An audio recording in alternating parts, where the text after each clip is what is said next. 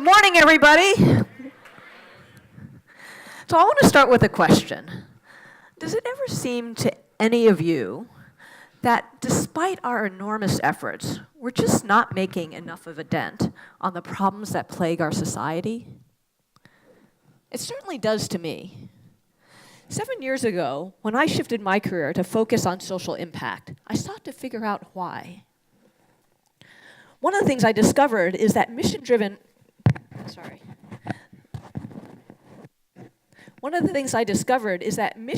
organizations work in a system that is incredibly risk-averse. Most programs are planned in excruciating detail, well in advance, and then are expected to faithfully execute according to those plans. Sort of like how you might think a utility company might operate. And yet, talk about conditions of extreme uncertainty. These are big, complex, entrenched issues. There you go. These are big, complex, entrenched problems that don't have clear solutions. Whether we're talking about fighting poverty, or protecting the environment, or combating social injustice. We're simply bringing the wrong tool to the table. Now, in the situations where we have solutions that we know work and we know can scale, then focusing on predictable execution makes a lot of sense. But for most social challenges, we have more questions than we have answers.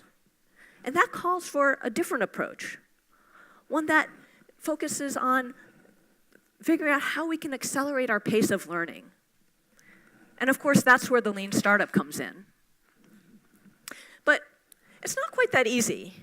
I've spoken to so many social entrepreneurs and nonprofit leaders who know about lean startup, want to apply it to their own work, and yet get stuck. They struggle to figure out, given the constraints they work in, where funding is incredibly restrictive, impact is hard to measure, and it takes years to fully realize. And when they're working with vulnerable populations, where the idea of experimentation seems irresponsible. And that's why I wrote Lean Impact, is to show how we could take these principles from the lean startup and adapt them to the realities of social good. And by bringing in the stories of organizations who have figured out how to navigate these and other challenges. And so in the course of research for the book, I was lucky to get to speak to over 200 organizations, both big and small, domestic and international, nonprofits and for-profits, who are all trying to do good in the world. And what I sought to find out is what differentiates those that are most successful, that are having the greatest impact. And 3 things stood out. I'd like to talk about each of them. Now, these probably, at least some of these probably look a little familiar to many of you from the lean startup world, but they manifest a little bit differently in the world of social good, and unfortunately are all too rare. So let's start with think big. In the social sector, organizations tend to plan based on constraints. You know, we have this many dollars, this many people, there's this grant opportunity, this is size and scope and duration. And we look at these resources and we think, what can we do with this? Usually, we can do some good, but it's not really going to make enough of a difference. Instead, I think the first mindset shift we need to make is to start planning based on the size of the need. That means being much more audacious and thinking big. To put this in context, I spent the last few years working in global development, and some of the things that we focus on are looking at how we can improve access to clean water, electricity, and sanitation. And we say it's really hard to do these things because we're working with poor communities, they're in remote rural areas, and so it's going to be painstaking and take a lot of time. And yet, during the same last 30 years, adoption of mobile phones skyrocketed in these same poor remote communities even. And what's the difference? There's a few things that are different. One is that there was a breakthrough technology, mobile technology, that allowed us to create some capabilities that we didn't have before. It was also something that people felt was incredibly valuable. That a lot of times people would top up their phone before they would even buy food. And there was a business model. People would pay for minutes, pay for their devices, and that allowed companies to plow money into R&D to develop better, lower-cost devices, to distribute devices, to be able to distribute minutes and set up agents and all of that. That led to this incredible growth of the business. Now, certainly, not everything in the social goods sector is going to look like this, but we should strive for this kind of progress. And that starts by thinking big. Let me talk about a nonprofit called EARN. They seek to help low-income Americans develop a habit of savings. Now, EARN, after 10 years, EARN rose to the top of their field with 7,000 accounts, helping people learn how to save, and they were being recognized and awarded by their peers. And yet, one day, the founder and CEO, Ben Mangan, woke up and he thought, 7,000 is great, but there's 50 to 70 million people that could benefit. We're not even getting close. And so that night at an awards dinner, he stood up and he made this audacious pronouncement and he said, we're going to reach 1 million people in the next 5 years. That was a huge stretch from 7,000, and it forced them to completely rethink their model. It wasn't going to be realistic to get to 1 million people by having in-person meetings and having a financial match. And so they pivoted. They took a completely different approach, developed a technology platform, and after the technology platform was released, in their first year, they were able to reach over 85,000 people, more than 10 times as many as they reached in the first 10 years of their existence. Now, once we have that audacious goal, there's a real temptation, of course, to start executing and start delivering as much as we can as fast as we can. But as we all know, we can do a lot more if we start small. By starting small, we're working with 5 or 10 or 50 or 100 people, we can learn a lot faster. We can test things much more cheaply and quickly and figure out how to get to a solution that's really going to move the needle. And so, of course, if you're here at the Lean Startup Conference, you're familiar with the build, measure, learn feedback loop. And that's really how we test and start small. And of course, we also know that the key to the build, measure, learn feedback loop is how fast you go through this cycle. All organizations do this in some form or fashion. But what I've seen in organizations working for social good is that often we're looking at feedback loops that take years, where we deploy a pilot for a few years, we do some research study, we learn something, and then we go back and we learn and plow it into the next design. And so the key is, how do we go from a feedback loop of years down to days or weeks? And in the realm of social innovation, there's 3 different assumptions that I think we need to test as part of that feedback loop. In the Lean Startup, Eric talks about the value assumption and the growth assumption as the 2 most key hypotheses. And for the world of social good, I argue we need to add a 3rd, which is the impact hypothesis. So value starts out with, is this something people actually want? Will they demand it, come back for it, tell their friends about it? Growth is, do you have a way to accelerate growth, to scale, to get to the size of the need in the world? And finally, impact. A simple question that we too often don't really know the answer to, which is, does it work? Does it provide the social benefit that we intend? And does it provide as much benefit as is possible and as is needed? So let me give an example of each of these 3. So let's start with value. Now, an MVP for value looks very different if you're building an e-commerce site and just trying to run an A/B test online if you're building an app than it does if, for example, you're trying to drive policy change, which is a very different domain. But it's equally important.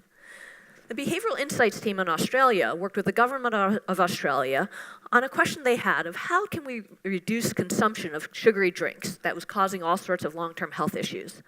And they were considering adding a tax on sugary drinks, but they were facing opposition from the drinks industry, who was worried about losing revenue, and they weren't sure if it was even going to work. So they decided to run an MVP.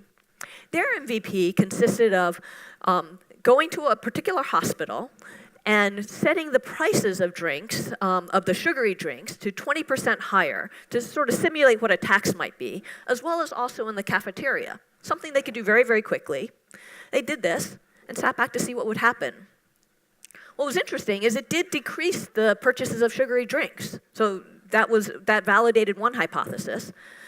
The other hypothesis they had was, would people then turn to purchasing the other types of drinks? And it turned out that they did. The total purchases of drinks didn't decline, only the purchases of sugary drinks. And so this kind of data was able to then feed into the government to give them more confidence to move ahead with this tax proposal, as well as have an argument to go back to the drinks manufacturers. Now, impact is one of those things that can be hard to measure and can take a long time. One of the examples of where that's the case is education, where it takes a long time to determine whether educational outcomes have changed.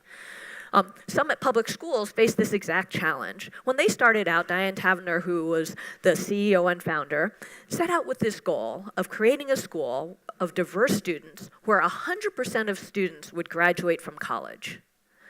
Now, that was a pretty big goal. They brought in the best practices for education, set up a charter school, and 8 years later, when kids graduated, they had far exceeded the standard benchmarks for graduation rates.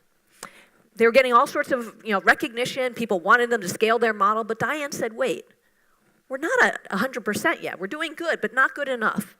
She also realized that while she had some ideas of how to improve things, she couldn't afford to wait 8 more years to see the next cohort graduate from college to see if it had worked.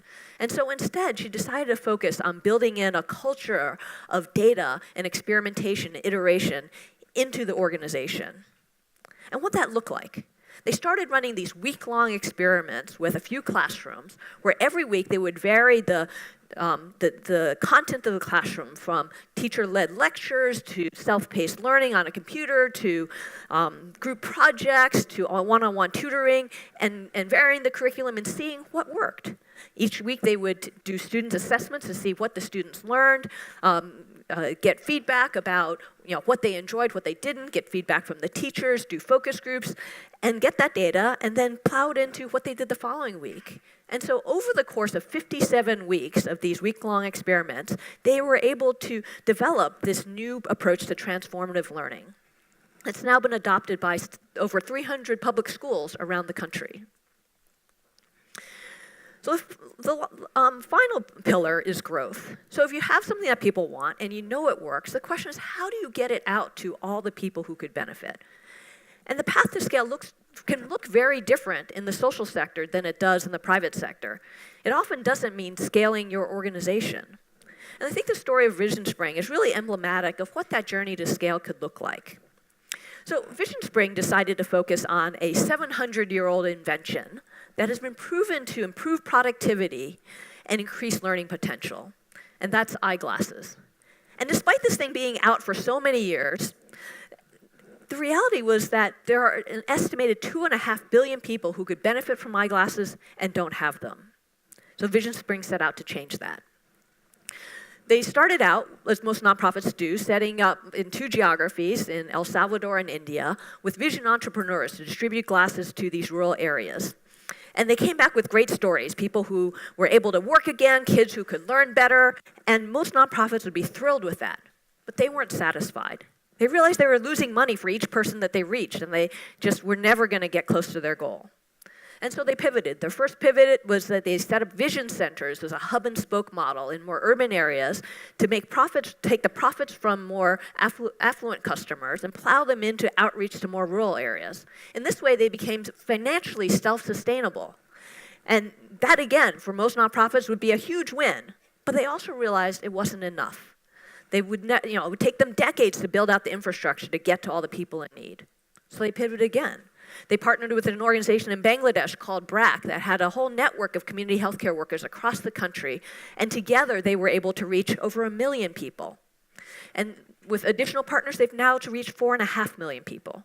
Again, that sounds like a huge success for a nonprofit, but it's tiny relative to the 2.5 billion that are in need.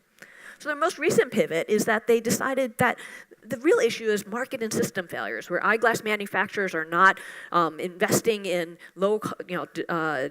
R&D for low-cost eyeglasses and distributing to rural areas. Governments are not taking care of vision for their citizens. And so they created a public-private partnership with eyeglass manufacturers, with governments, with nonprofits to work together on systems change. And one of the first successes was the government of Liberia signed on to agree to provide vision services in both their national healthcare system as well as their public schools. Very different path to scale than you might think of for a company. So the final principle for lean impact is to relentlessly seek impact. And this means falling in love with our problem, not our solution. Now, this is particularly prevalent, I think, in the social sector because we often don't have profits to measure again. And so what people really focus on is your solution. We tend to talk about our solution on the websites, promote it to funders. This is the thing that makes us different. It's also something that we, get attached to because we see that there are usually some people, at least, who've benefited. But by holding on to our solution much more lightly, we're far more likely to be able to get to making a difference that matters. To do that, we need to focus on data instead of emotion. As you all know, vanity metrics tend to be prevalent in this industry. Organizations tend to tout the number of people they've reached or touched on their website. But these numbers are meaningless. They only say how much work, activity you've performed. Not if it worked. And not if it was more cost-effective than the alternative. So what we need to do instead is focus on the actionable metrics, innovation metrics, that are usually at the unit level for value, growth, and impact, that talk about the conversion rate, the success rate, the unit costs. Because when we optimize for these, they'll pay dividends over time. So I want to end by saying, I think it's time that we as a society hold ourselves to account. We are too easily satisfied with doing some good. If we give some money, we volunteer some time, we invest in a company, it makes us feel good because we're doing something that's pointed in the right direction. But it's not enough. We need to raise the bar. Just like companies are expected to maximize their shareholder value, maximize their profits, I think mission-driven organizations, whether they're for-profits or non-profits, should be expected to maximize their impact. And that means being audacious about our goals, experimenting to test all of our assumptions, and then relentlessly seeking to optimize the value, impact, and growth of our solutions. Thank you. I'm going to ask Eric to come back out to the stage. I'm back. Thank you for coming. Thank you for writing this book. Thank you, Eric. Has anyone actually read the book yet? Give some shout outs for those who read the book. It's really very good. The book just came out 2 weeks ago, so congratulations so for being one of the first. We have a few early adopters in the crowd. It really is terrific, so congratulations. And, it's fun. Emma and I have worked together for many years and have commiserated often about what I like to lovingly call intentional not-for-profit companies, as opposed to most of the startups that I meet. And about why we can't, what can we learn from each other, what's similar, what's different. But before we get into that, maybe I would love for folks to just learn a little more about your background and, how your work in the technology sector and kind of how you made the decision to kind of make this change in your life to start doing this work.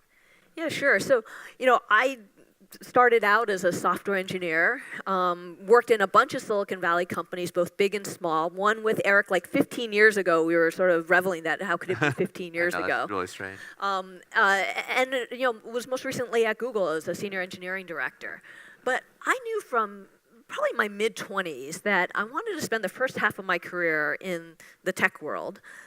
Which was a lot of fun and very challenging, but I also wanted to do something more meaningful in my life. And so I decided that I would mid-career shift to spend the second half of my career doing something that would help make the world a better place. And 7 years ago, I decided to make that leap. And I ended up going to the State Department through this fellowship program, then worked at a nonprofit called Mercy Corps, and then was most recently at USAID as the Chief Innovation Officer. And that's the sort of foreign aid agency for the U.S. government. And it's just been an inspiring journey. Like, I've never looked back. I get more excited every day, kind of waking up to get to do what I do these days.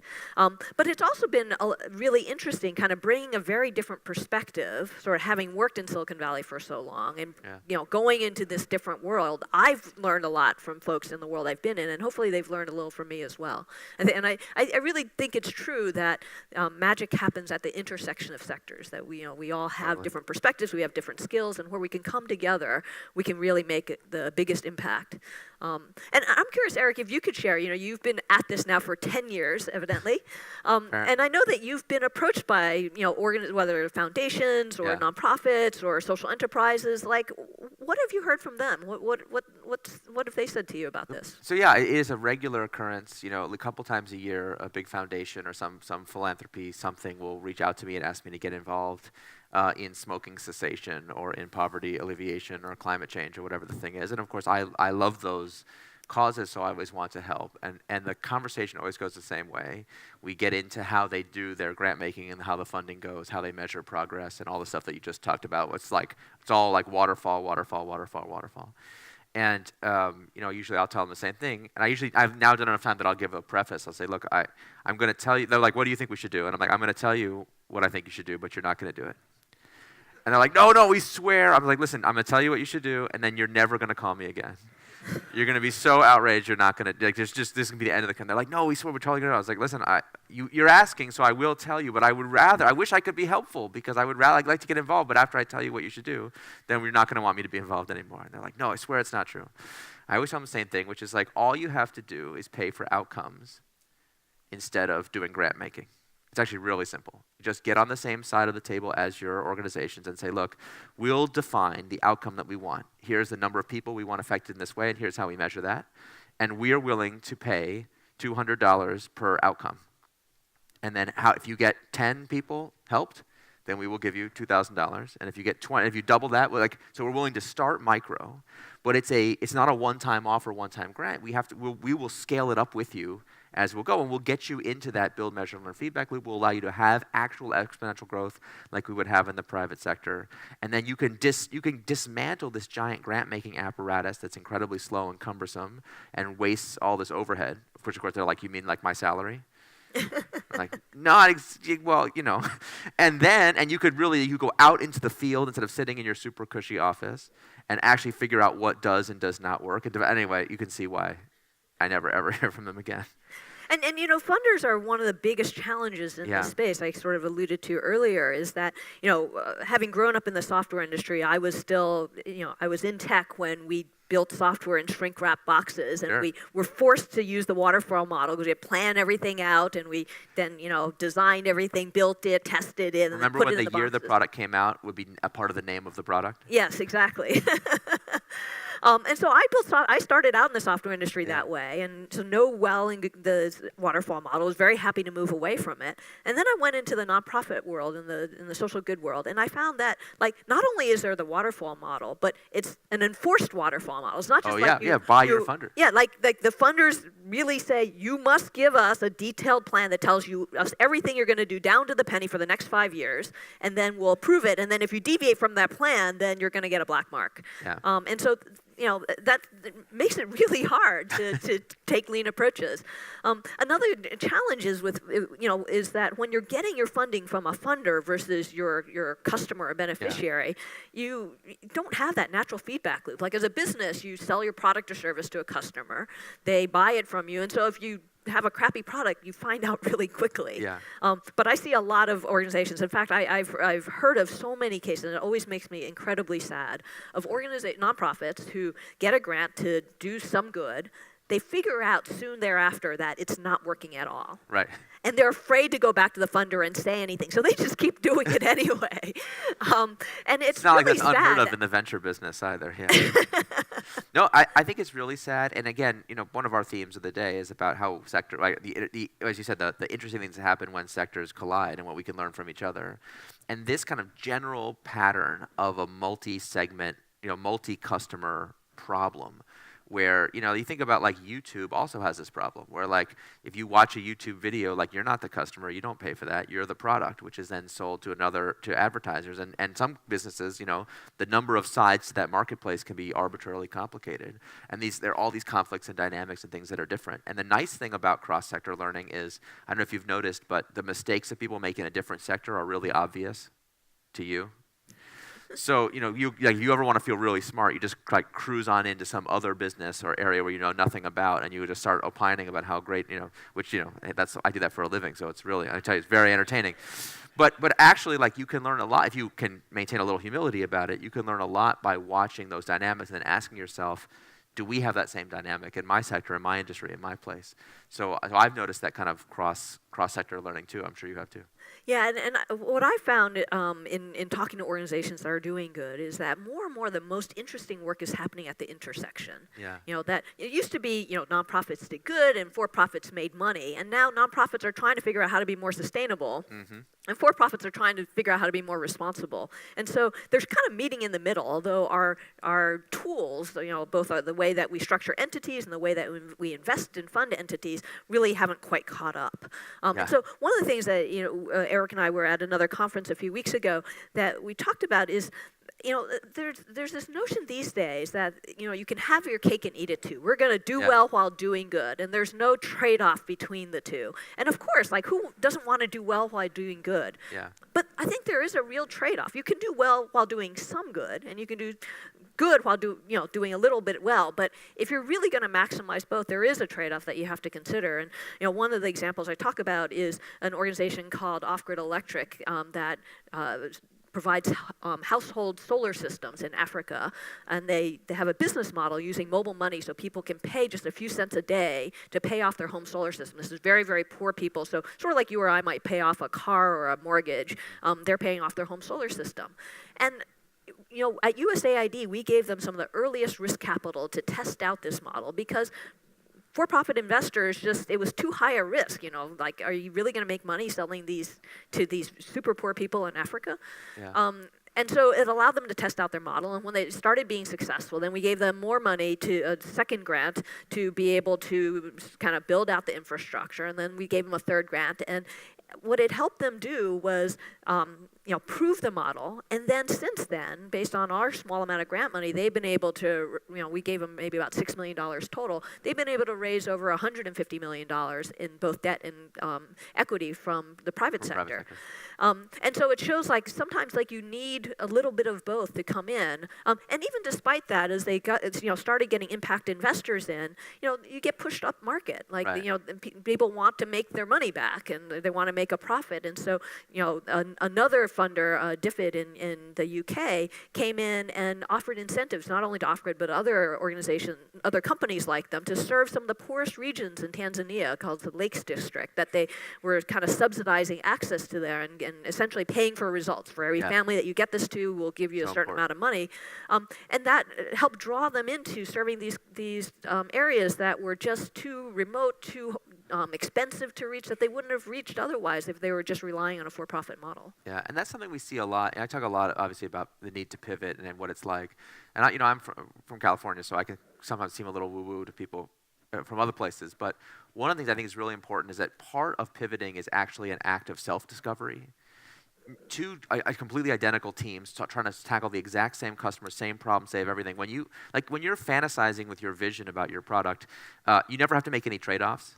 Everything works out great. The press loves it, and customers love it, and investors love it, and everybody. So like the fantasy plan never has trade-offs in it. But when reality comes, and it's like, well, now you have to choose: are you going to go serve the poorest people on the planet, or are you going to serve only the seventh poorest people on the planet, or are you going to go say, forget all that, I'm going to go start selling to middle-class consumers and make my life be like? When it comes time to make those choices, they're not really right answers.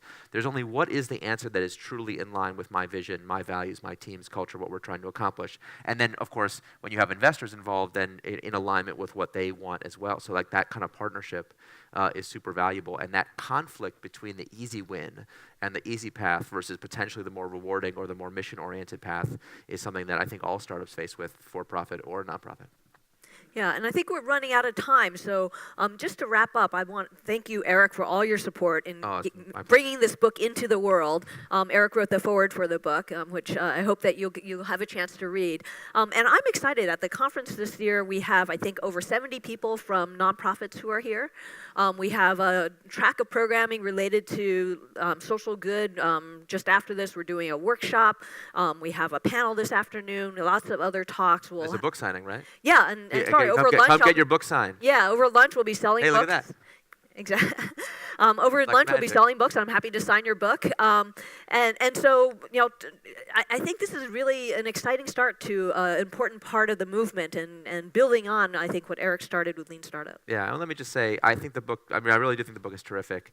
And I think it's valuable not just to people in the social sector, but all of us have a lot that we can learn from those entrepreneurs who are doing some of the most difficult startups on the planet. And so, Emma, thank you for being here. Thank you for turning your talents and attention to this really important cause. And I think you're going to have a tremendous impact on the world for doing this. So thank you. Thank you so much, Eric. Thank you all very much. Appreciate it.